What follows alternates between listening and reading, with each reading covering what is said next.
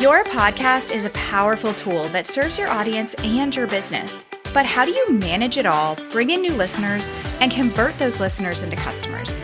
That's what this show is all about. Welcome to Podcasting for Educators. I'm Sarah Whitaker, classroom teacher turned podcast manager, and I'm here to help you get the most out of your show, all while making an impact on other educators. Woohoo! Today marks 50 episodes of Podcasting for Educators. I am practicing what I preach and celebrating this exciting milestone. The majority of podcasters never even see 10 episodes. So if 50 doesn't seem like a huge deal to you, it should. I always encourage you to celebrate milestones like this to remind yourself of all the hard work that you've put into your show.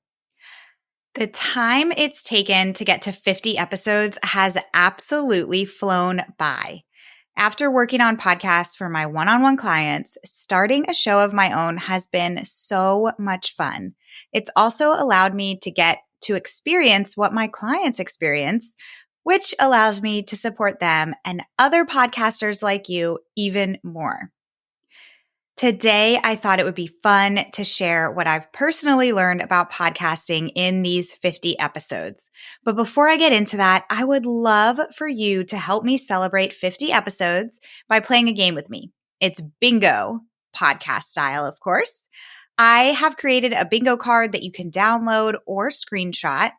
And there's several things on there that you can do to cross off the spaces. There is a free space as well, and they're all super easy. So some of the spaces are to listen to an episode of Podcasting for Educators or to message me something that you would like to hear in an upcoming episode, or sharing the podcast with a friend, going for a walk while listening to any podcast. Super easy and fun things that you can do to get your bingo board checked off. Now, completing this bingo board gets you entered into a giveaway to celebrate 50 episodes. So when you get 3 in a row, add it to your Instagram stories and tag me at Podcasting for Educators. If you don't use Instagram, you can just email it to me, sarah@podcastingforeducators.com, and I'll put all of this in the show notes as well. And if you get a blackout, so if you cross off all the spaces on your board, that will be an additional entry for you. So I hope you play and have fun with it, and I can't wait to see your bingo boards. And I guess you probably are wondering, well, what's the prize going to be?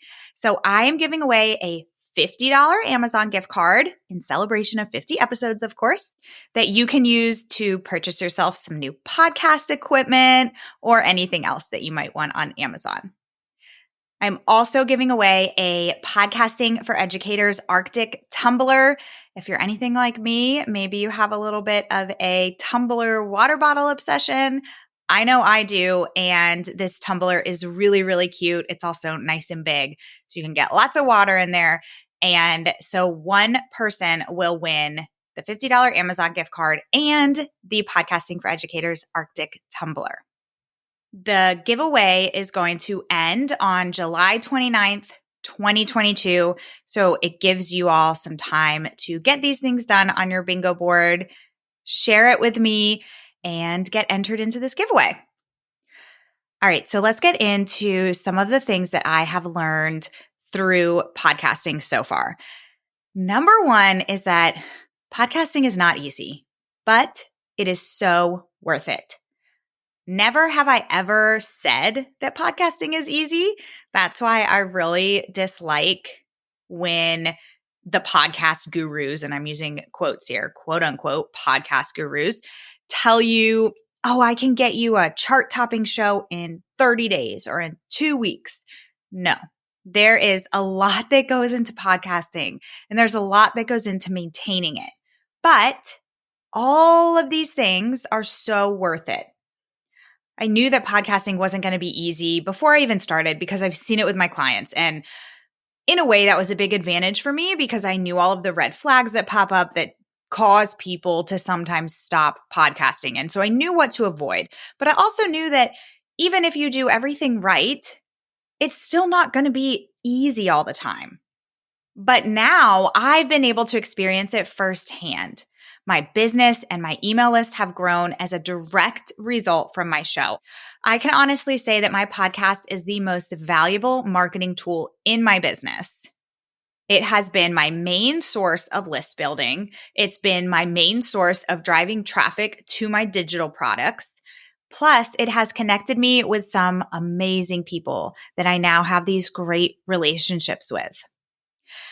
So that's number one. If you already have a podcast, then you probably already know this. But if you have yet to start your show, please know that it is not something that is super easy to do and to keep up with, but your time investment is worth it. The second thing I've learned is that things start to crumble when you fall behind. I am really good at planning out my episode topics far in advance so that I can really plan them with intention. But when it comes to recording the episodes, there have been a few times that I have resorted to the week-to-week hustle, which is never fun and not something that you want to get in the pattern of doing. And when I've gotten into this pattern, it shows.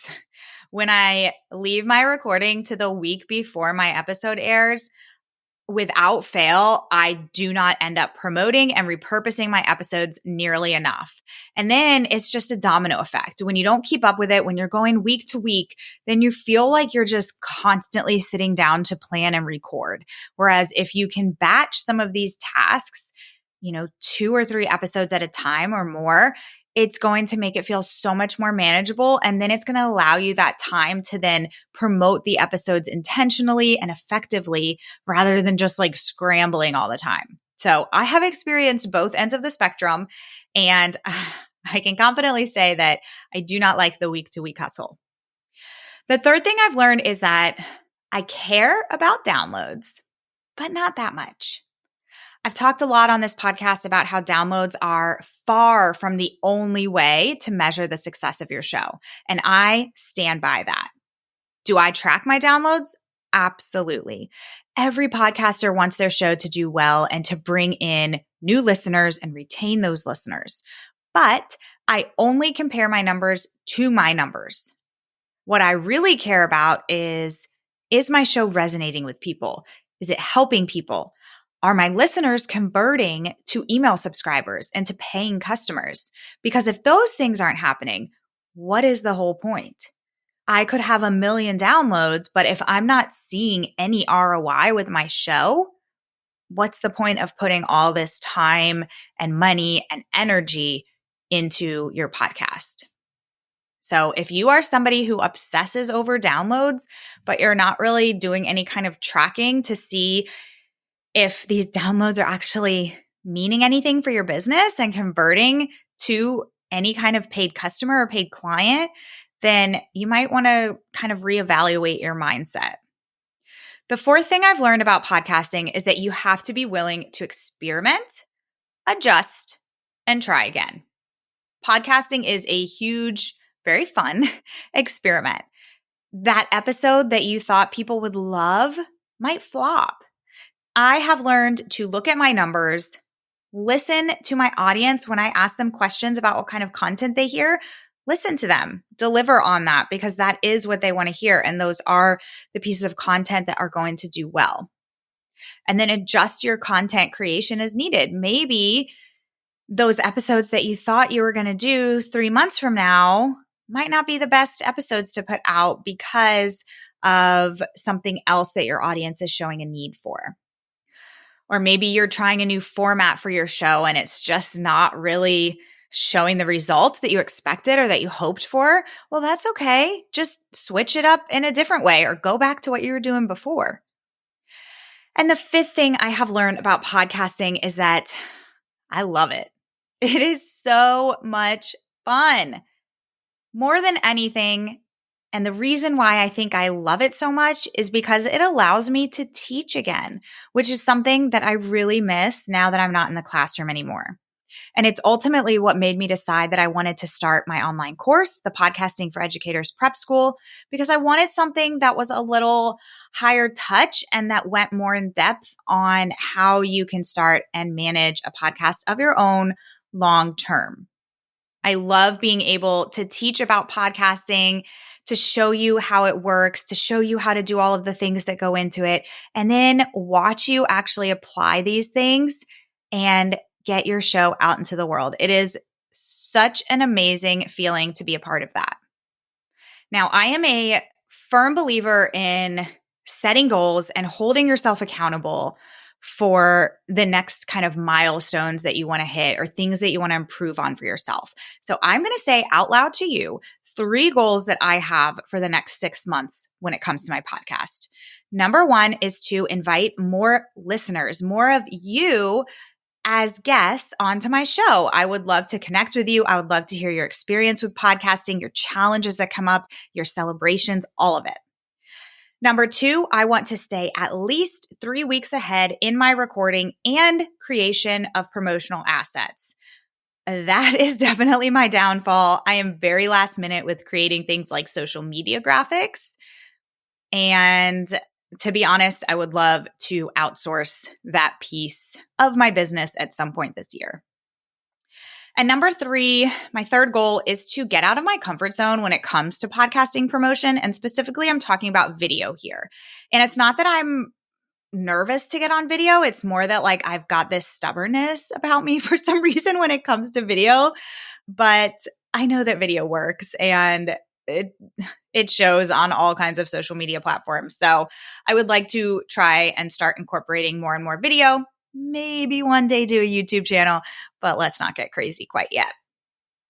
I hope that you enjoyed this episode, and I just want to give a big thank you to those of you who are listening, whether this is your first episode or you've listened since the very beginning. I so appreciate you. You are the reason that I'm doing this. And if you've never come and said hi through email or through Instagram, please do that, because I would love to put a name and a face to who you are. And lastly, don't forget to go to the description for this episode. It's right below where you are listening, no matter which podcasting app you are on. And you will see a link where you can click to get that bingo board. You can also find it in the show notes, podcastingforeducators.com/episode 50. I hope to hear from you through social media or email with your bingo board to help me celebrate 50 episodes. I will see you next week. Thanks so much for listening to today's episode. To keep this conversation going, connect with me on Instagram at Podcasting for Educators. I'm always looking for an excuse to talk about podcasting. If you're looking for support in launching, managing, or growing your podcast, check out my online course, the Podcasting for Educators Prep School, at podcastingforeducators.com/prep school. I'll see you here next time.